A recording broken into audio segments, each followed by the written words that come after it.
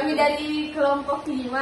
Di sini di video kali ini kami akan membahas atau kami akan mendiskusikan tentang anti korupsi. Bagi teman-teman saya yang cantik-cantik ini akan menjelaskan tentang semua materi tentang anti korupsi. Sebelum jawab pembahasannya saya mau tanya kepada salah satu teman saya, apa sih itu korupsi?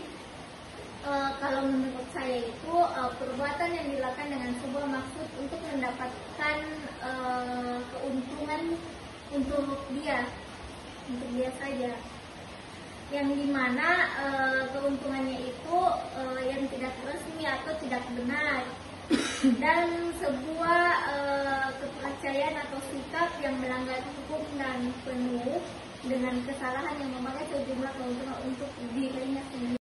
Baik, itu tadi pengertian tentang korupsi yang dijelaskan oleh teman saya yang cantik ini. Selanjutnya saya mau tanya, apa sih penyebab atau faktor penyebab itu bisa terjadinya korupsi? Silakan temanku. Faktor penyebab korupsi terbagi menjadi dua.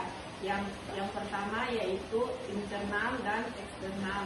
Yang pertama internal terdapat sifat serakah. Contohnya, tidak pernah puas akan sesuatu yang dimiliki atau yang diberi, selalu ingin lebih.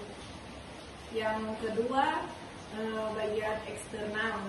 Yang mana eksternal terdapat pada aspek politik. Aspek politik yang terdapatnya adalah penyelenggaraan pemerintah, merupakan suatu rangkaian atau struktur kepemerintahan di dalam suatu wilayah tertentu. Baik, itu tadi faktor-faktor penyebab terjadinya korupsi yang telah dijelaskan oleh teman saya. Sekarang saya mau tanya, bolehkah kita kasih satu contoh tentang sikap korupsi, tapi jangan terlalu jauh, yang ada saja di sekitarannya kita atau yang dekat dengan lingkungannya kita, karena kita sebagai mahasiswa, siapa tahu teman saya punya contoh, boleh dijelaskan?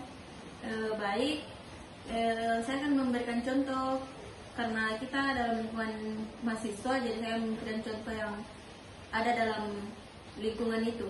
Seperti bendahara kelas yang sering menagih uang kas. Korupsi yang sering terjadi di lingkungan kampus itu, seperti yang saya bilang tadi, bendahara kelas, yaitu contohnya Seperti apa?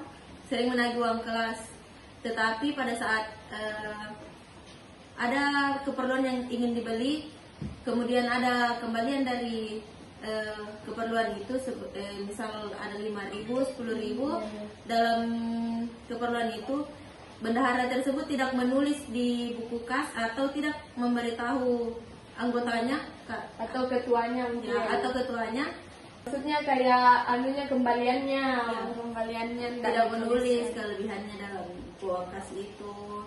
Ya. Jadi anggota dan Semua mahasiswa yang di itu kelas tidak mengetahui adanya kelebihan uang itu. Jadi bendahara itu bisa saja mengambil uang itu untuk keperluan pribadi atau kepentingan dirinya sendiri. Itulah contoh-contoh korupsi yang ada di sekitar kita. teman saya tadi sudah menjelaskan salah satu contoh korupsi yang ada di lingkungan mahasiswa. Sekarang saya mau tanya, bagaimana sih itu cara mengatasinya agar korupsi itu tidak terjadi ataupun juga jangan sampai terjadi lagi di lingkungan kita? Coba teman saya.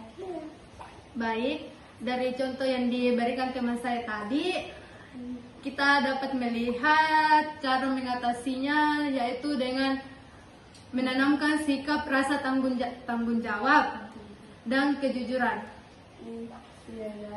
sehingga kita memiliki rasa enggan hati untuk mendekati korupsi atau melakukannya. Baik, itu tadi cara mengatasinya yang telah dijelaskan oleh teman saya. Selanjutnya saya mau tanya, ini pertanyaanku yang paling terakhir nih untuk teman-temanku semua. Mau katanya tentang sifat-sifat yang harus kita tanamkan dalam dirinya kita agar kita itu bisa menjauhi yang namanya korupsi ataupun juga jangan sampai pernah kita dekati. Boleh dijelaskan? Jadi sifat yang harus kita tanamkan dalam diri kita untuk menghindari yang namanya korupsi ada 9, yaitu 1. Kejujuran, 2. Kepedulian, 3. Kemandirian, 4. Kedisiplinan, 5. Tanggung jawab, 6. Kerja keras, 7. Kesederhanaan, 8. Keadilan, 9. Keberanian. Ya. Boleh kita jelaskan salah satunya itu tentang sifat-sifat yang kita sebutkan tadi ya? Salah satunya yaitu kejujuran. Kejujuran adalah sebuah tindakan maupun ucapan yang lurus, tidak berbohong dan tidak curang. Saya mau menambahkan salah satu contoh dari sifat-sifat disebutkan tadi teman saya. Yang menurut saya Paling penting pribadi yang mungkin. paling penting yaitu tanggung jawab. Ya. Tanggung jawab itu seperti omongan yang dapat dipegang supaya orang-orang itu dapat percaya sama kita.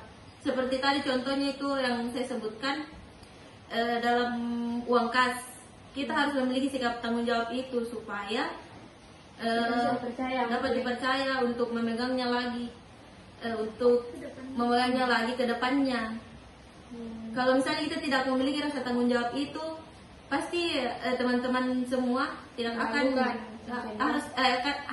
akan meragukan kita untuk memegang uang tersebut. Dan akan mungkin juga kayak memiliki kayak rasa takut ya, itu untuk percaya. untuk percaya lagi, Tidak akan memberikan amanah. Ya. tidak memberikan amanah Oke, lagi. itu tadi cakap-cakap kita mengenai korupsi yang telah dijelaskan tadi. Itu banyak sekali dijelaskan sama teman-teman saya. Ada yang menjelaskan tentang pengertiannya korupsi, bahkan dikasih lagi contohnya, dikasih juga faktor penyebabnya, cara mengatasinya, dan juga kita dikasih tahu tentang sifat-sifat yang harus kita tanamkan dalam dirinya kita agar kita tidak mendekati yang namanya korupsi. Sekian dari kelompok kami, lebih dan kurangnya mohon dimaafkan. Assalamualaikum warahmatullahi wabarakatuh.